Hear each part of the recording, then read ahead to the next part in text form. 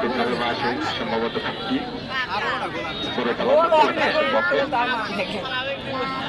গোল তো দিছিল একটা ডাইরেক্ট বলে পারে না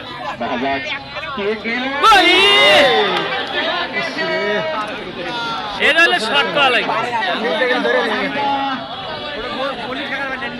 না গুলি তোর তো কথা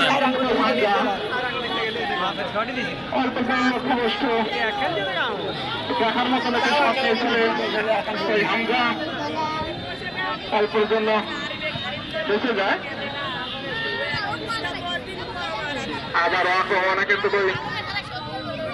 আলমপুর ফুটবল একাদশ, আশার আলো ফুটবল একাদশ তারা চেষ্টা করছেন আর একটি গোল বাড়ানোর জন্য।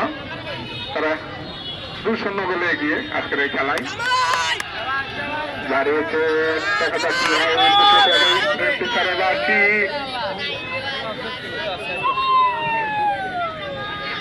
সরকারি রেফারি কালাম ভাই থেকে জানিয়ে দিয়েছিলেন এটা অফসাইড, সেখান থেকে আবারও খেলা শুরু। দাঁড়িয়েছে উদ্দেশ্য আরিফুল ধরে নিয়েছেন। আমি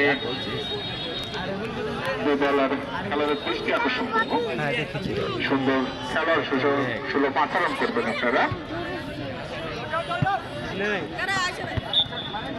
আজকের খেলার ফলাফল আশার আলো ফুটবল একাদশ আলমপুর 2, ফুটবল একাদশ মিস করলো গোল শোধালেনি বুঝছেন, এই একটা মিস করলো।